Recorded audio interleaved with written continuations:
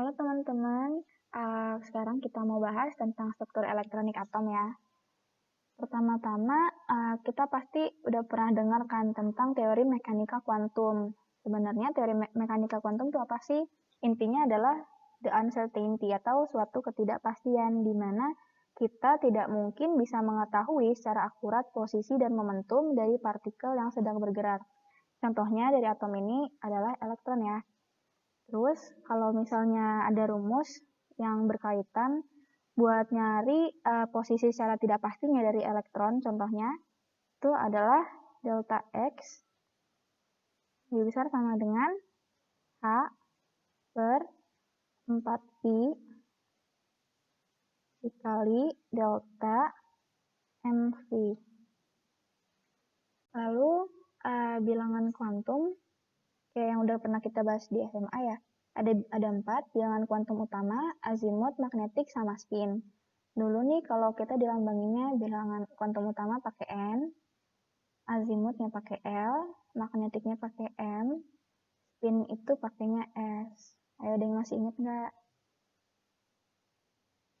Jadi bilangan kuantum utama itu menyatakan tentang kulit sama subkulit ya. Maksudnya kulit itu kayak ada kulit pertama, kulit kedua, kulit ketiga, dan seterusnya. Kalau misalnya gambarin, ini inti atom, ini kulit pertama, ini kulit kedua, ini kulit ketiga, dan seterusnya. Nah, ini disebut kulit. Tapi di dalam kulit itu ada namanya subkulit yang kita pernah kerjain juga nih kalau misalnya di kimia SMA, namanya SPDF. Nah, nanti kulit ini berpasangan sama subkulit kalau kita mau konfigurasi elektron yang bakal dibahas abis ini ya.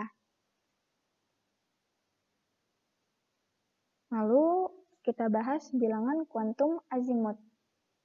Bilangan kuantum azimut itu dia bernilai kalau S nilainya 0, P nilainya 1, D nilainya 2, F nilainya 3. Terus ada bilangan kuantum magnetik.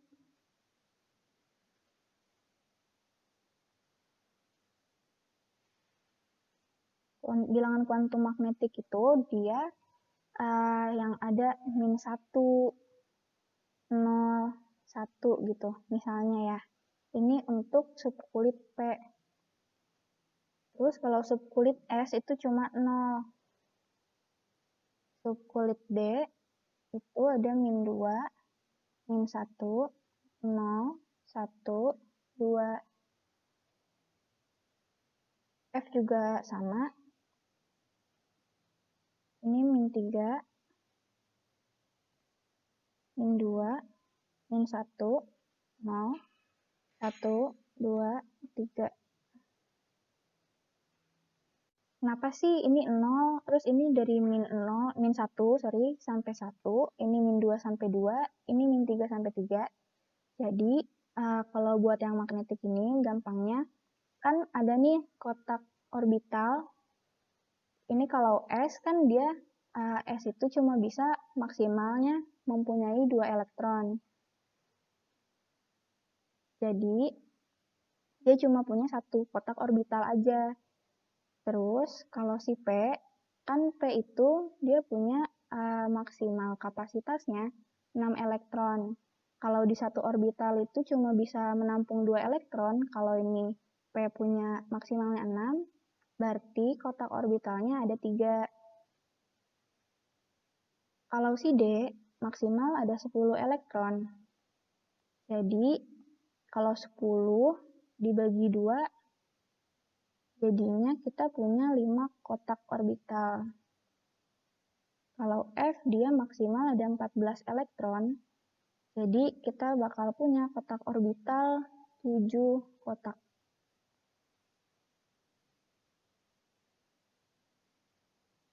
Oke. Lanjut mau bahas si magnetiknya. Kan ini satu kotak aja. Nah, kotak yang satu ini nilainya 0. Nah, kalau yang ini, yang si P, kita patokannya yang di tengah itu selalu 0. Jadi yang di P-nya 0, tengahnya, ke kirinya min 1, ke kanannya 1. Kalau kita ke D, yang di tengahnya 0 lagi, kirinya min 1, kanannya min 2. Sorry. Jadi yang spin, misal aku punya 1 S2. Nah, si spin ini, kan dia ada yang ke atas sama ada yang ke bawah. Kenapa ada yang ke atas sama ke bawah? Selain menentukan nilai kemagnetan tadi, ini dia berdasarkan larangan Pauli. Jadi nggak boleh ada yang ke atas semua, begini, itu salah. Atau yang ke bawah semua, itu salah juga. Jadi yang benar yang ini, ada yang ke atas sama ada yang ke bawah. Kalau selanjutnya, ada namanya kaidah Hun, atau kaidahan ya kalau di Inggrisin. Itu intinya kalau kaidahan kita harus ngisi orbitalnya tuh satu-satu. Misal nih, aku punya 2P5. Kita gambar kotak orbitalnya dulu, ada 3. Ini kan 5. Kita ngisinya bukan 1, 2, 3, 4, 5. Ini salah. Yang benar 1, 2, 3, 4, 5. Walaupun sama aja, tapi cara pengisiannya beda. Gitu ya. Kebayangkan atau mau contoh lain? Kalau contoh lainnya, ada 2P4 gitu ya. Kita bikin kotak orbital lagi ada 3. Terus ngisinya satu-satu. Nah, ini yang benar. Oke, atau mau contoh lagi, 2P4 tapi yang salah ngisinya. 1, 2, 3, 4. Nah, ini salah. Jadi intinya kalau aturan Hun itu, kita harus ngisi elektronnya satu-satu dari spinnya. Dimulai dari yang plus setengah dulu ya. Nah, kalau konfigurasi elektron itu gunanya buat apa sih? Salah satunya buat tabel periodik. Kalau dari tabel periodik ini nih, kita ambil contoh helium. Helium kan dia punya 2 proton, jadi otomatis dia punya 2 elektron juga karena selalu berpasangan kan. Nah, jadi kalau dikonfigurasiin, kalau 2 doang, dia berarti masuknya ke 1s2, ya kan? Jadi, ngaruh juga sama konfigurasi kalau kita mau ngitung elektron valensinya. Kalau elektron valensi ini nanti bakal ngaruh ke penempatan di tabel periodik. Kalau di tabel periodik yang A masih bisa ini ya, masih gampang lah ngitungannya. Kalian bisa ngitung pakai kulit aja gitu, nggak usah pakai 1s2, 2s2. Kalau yang A biasanya lebih gampang, tapi kalau yang B konfigurasinya lebih susah karena nanti kita buat ngitung dia golongan apa, itu bukan dilihat dari elektron valensi terakhir, tapi merupakan jumlah dari subkulit D dan subkulit S. Oke, sekarang kita bahas konfigurasi elektronnya ya. Jadi kita punya oksigen di sini. Oksigen itu punya nomor atom 8. Yang kita pakai nomor atom ya, ingat, bukan nomor massa. Terus kita tahu juga nih kalau oksigen itu dia golongan A. Kalau golongan A itu ada beberapa cara buat konfigurasi elektronnya. Kalau nggak tahu di golongan A, mungkin caranya adalah hafalin lagi tabel periodiknya. Oke, kita mulai ya. Cara pertama itu dari kulit. Kalau tadi kan ada kulit dan subkulit. Ini kita bisa pakai kulitnya aja. Aku tulis ya cara kulit. Kalau kita tahu di kulit pertama, maksimal elektronnya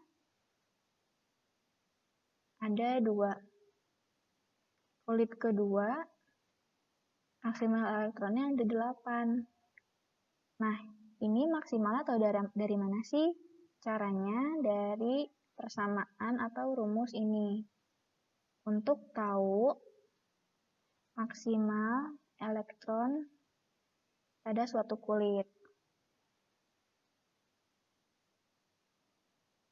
Nah, dia kan punya nomor atom 8 kan? Terus kalau kita masukin elektronnya, kita pisah-pisahin jadi per kulit, kita masukin dulu nih, kulit 1, 2 elektron.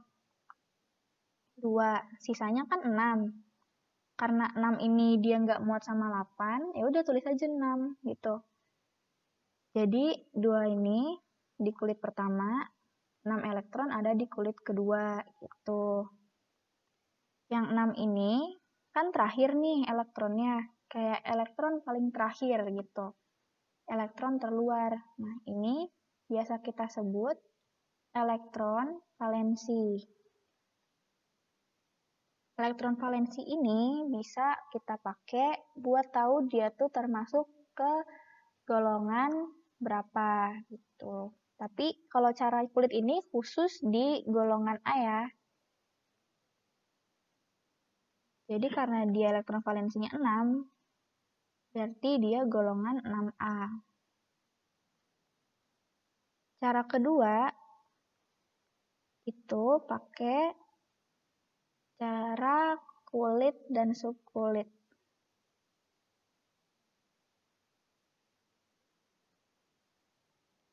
Gimana sih caranya? Kalau kalian ingat ada 1S2, terus 2S2 gitu ya. Yang pokoknya ada SPDF.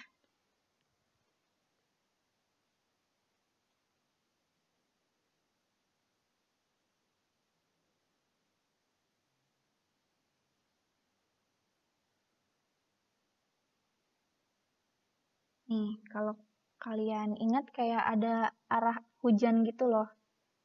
Dari sini ke sini. Terus dari sini lanjutin ke sini, lanjutin ke sini. Gini. Jadi kalau pakai cara SPDF ini, ikutin arah ini nih, arah panahnya atau arah hujan kalau aku dulu ngomong. Jadi pertama-tama kita ke 1S dulu, terus habis itu ke 2S, baru ke 2P. Kalau cukup kita lanjut ke 3S, terus ke 3P dan seterusnya sampai D dan juga F. Nah, kalau si oksigen, kita balik lagi ke oksigen, dia punya nomor atom 8. Kita masukin dulu ke kulit S yang ada di, ke sub kulit S yang ada di kulit ke-1. 1S. Nah, karena dia 8, berarti dia masih memenuhi dong kalau kita masukin ke subkulit S yang punya maksimal 2 elektron. Sisanya kan tinggal 6 lagi nih. Terus, karena kulit satunya udah penuh, kita masuk ke kulit kedua dengan subkulit S. Tadi, ini kan udah ada 2 yang dipakai, jadi dari 8 dikurangi 2, masih ada 6. Nah, ini 2S kan maksimalnya juga 2. 6 dikurangin sama 2, itu 4. Jadi sekarang 2 tambah 2, elektronnya yang udah kita bedah nih, udah kita pisah-pisahin ke kulit dan subkulitnya udah ada 4. Kita punya 8 elektron, kalau udah diambil 4 berarti sisanya tinggal 4. Dari 2S kita ke 2P. 2P ini maksimalnya 6, terus kita punyanya 4, jadi cukup-cukup aja ya. Nah, jadi konfigurasinya kalau pakai cara kulit dan subkulit itu kayak begini ya.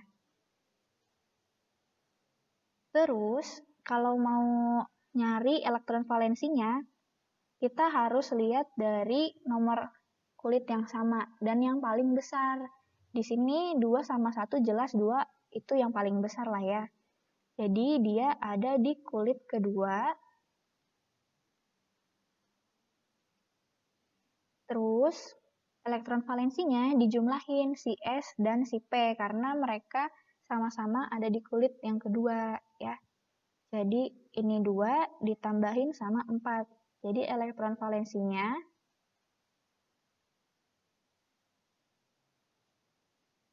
ada 6. Balik lagi kayak tadi kalau elektron valensinya 6, berarti dia golongan 6A. Kalau mau dikaitin lagi nih sama bilangan kuantum yang lain, mau bahas kuantum azimut. Oh ya, ini kulit tadi N ya. N kulit kedua. L-nya, azimutnya, dia terakhir berhenti di P. Karena tadi S itu 0, berarti P itu 1. Terus kita bahas ke magnetik. Bilangan magnetik itu dia bergantung sama subkulit. Nah, ini subkulit terakhir kan P. Berarti kita bikin orbitalnya dulu, kalau nggak dibikin juga nggak apa-apa. Kalau P itu kan ada 3 kan, karena dia maksimal elektron valensinya tadi 6, dan tiap orbital masing-masing maksimalnya itu 2 elektron. Jadi 6 dibagi 2 ada 3 kotak orbital ya. Dan yang di tengah itu nilainya 0. Terus yang kirinya min 1, kanannya 1. Tapi kalau seingat aku, kalau ditanya magnetiknya, kita isi dulu nih kotaknya, baru kita bisa nentuin nilainya min 1 kah, 0 kah, atau 1. Kita mulai masukin si 2P4-nya ini. Kayak tadi aturan Hund masukinnya satu-satu. Nah, kita lihat yang terakhir.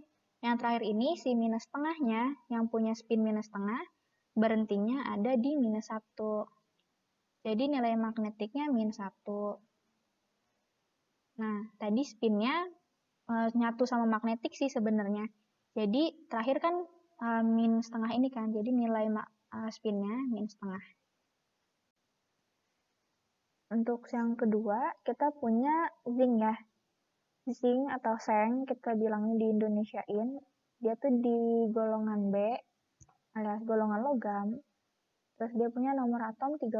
Nah, khusus golongan B atau golongan yang logam-logam ini, kita nggak bisa pakai cara kulit tadi. Jadi satu-satunya cara itu pakai yang gabungan kulit dan subkulitnya, yang SPDF tadi. Langsung kita konfigurasiin aja ya. 1S2, 2S2, 2P6, 3S2, 3P6. Ini udah berapa nih? 10, 18, jadi kita butuh 12 lagi. S2, 3D, berapa? 3D. Bener nggak nih ya, kita pastiin bareng-bareng ya. Ini udah 10 elektron, ini udah 10 elektron, berarti ini udah 10. Kalau masih ada yang bingung, Kak, kenapa ini kok 4S-nya duluan daripada 3D? Kan dia kulitnya tuh beda. Gedean 4, harusnya 4 yang terakhir dong. Tapi perlu kita lihat juga nih tingkat energinya. Nah, tingkat energi di sini itu subkulitnya. Jadi, subkulitnya yang D itu energinya lebih besar daripada si S. Nah, tadi menurut aturan-aturan yang udah kita bahas, elektron itu cenderung menempati yang energinya lebih rendah dulu. Nah, yang lebih rendah ini itu S ya dibandingin sama si D. Oke, terus kalau mau kita lihat elektron valensinya, karena dia golongan B, kita gabungin nih si S sama si D-nya untuk cari elektron valensi.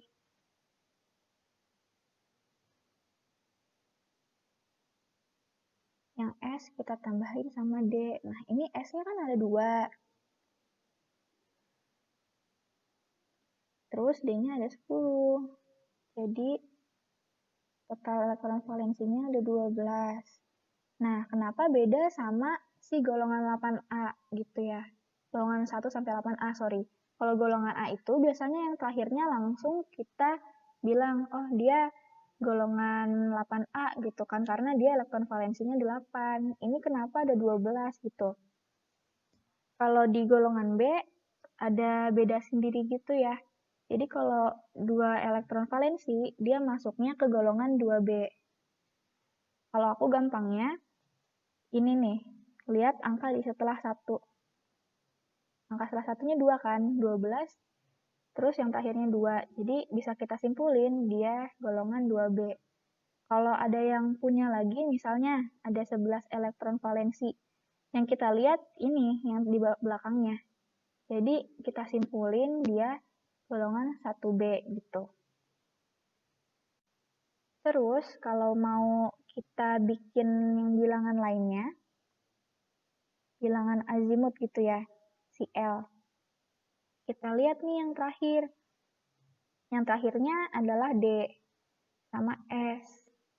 Kira-kira yang mana nih? Yang S ya. Jadi L-nya itu 0. Terus kalau si magnetiknya dia tadi barengan sama spin ya.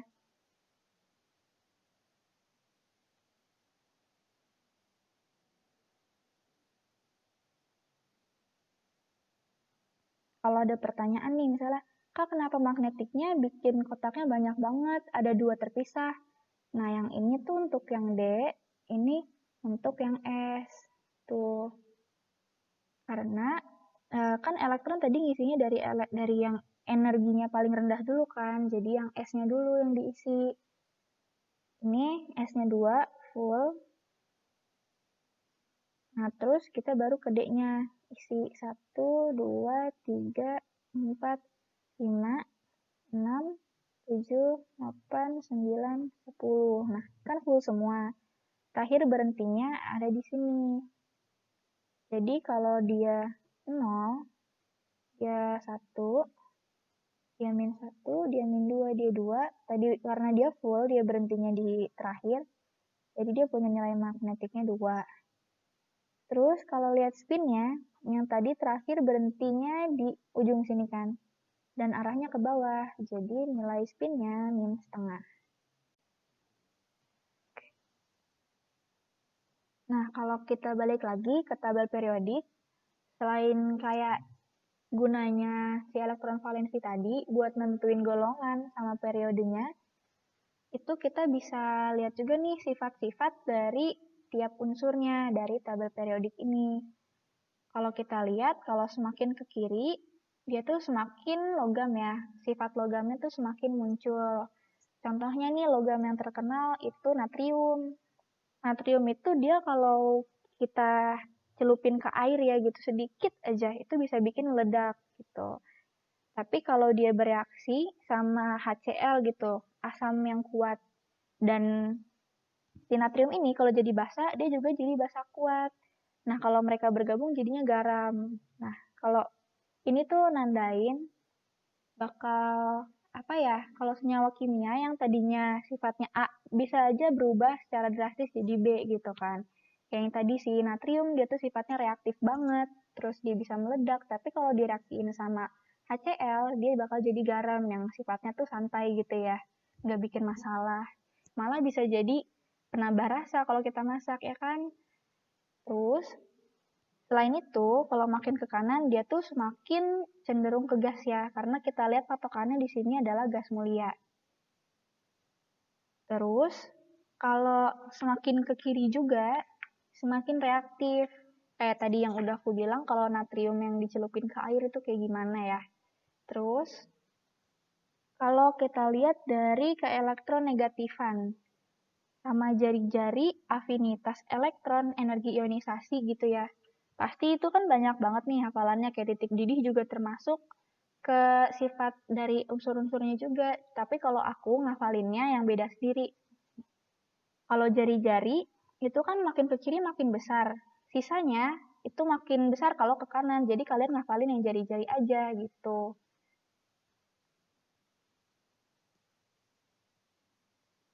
Gimana ya kalau digambarin? Nih, aku kalau ingetnya kan jari-jari tuh hurufnya J ya. Jari-jari. Nah, aku biasanya nggambarinnya pakai tangan nih. Ini tangan aku. Nah, ini gini bentuknya. Ini kan kalau kalian bentuk huruf J. Nah, ini tandanya aku lagi ngafalin jari-jari. Kalau jari-jarinya makin ke atas ataupun jari-jarinya makin ke kiri, jadi makin besar gitu. Oke, sekian dari materi struktur elektronik atom. Makasih ya teman-teman udah bersedia luangin waktunya buat nonton asistensi ini. Semoga terbantu ya. Jangan lupa stay safe ya, karena kita lagi PJJ begini. Jangan lupa dijaga juga kejujurannya. Terima kasih.